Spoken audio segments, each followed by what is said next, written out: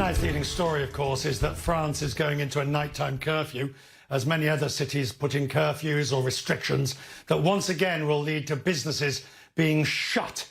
For some and many, it will only be the latest in a string of issues that finally puts them out of business. Well, that's already happened. This morning, we simply decided to send the team out, the Quest Means business team out, with their phones to take photographs of shops in the blocks near where they live that have gone out of business. And there you are. This is all the pictures of the peacocks and the retail spaces and the tailoring and alterations that people have gone out to. Retail space available is a common sight in all three. And especially tough times for restaurants. Many will never reopen all over major cities because there's simply nowhere to go and no one.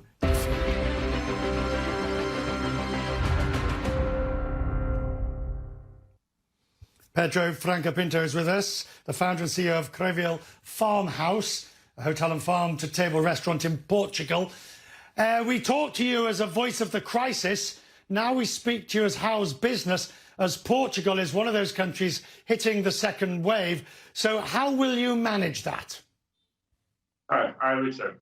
Well, now currently we are selling at site because with the current status of the situation, people are not booking in advance, so we are managing on a day-to-day basis, and of course with a lot of uncertainty.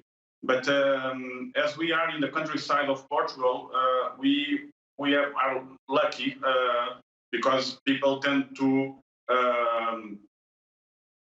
want to go to those places. So we are not feeling yet a lot of constraints related with the new measurements that are taking place.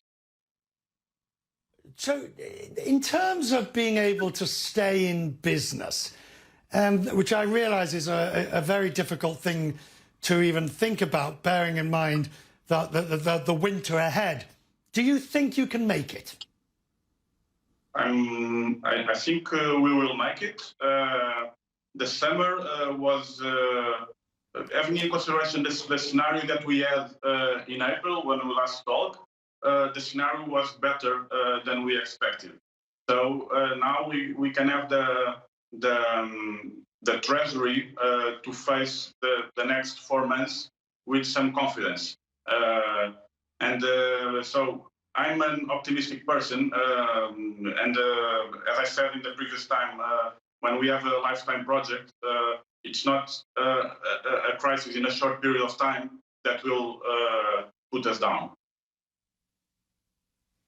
Good to see you, Pedro. As we move through the year, we'll follow closely, of course. We'll continue as we have with all of those. Thank you, sir, for joining us. I appreciate it.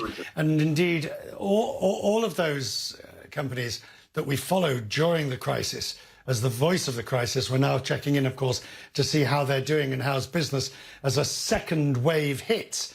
We wonder, of course, how many of them will survive.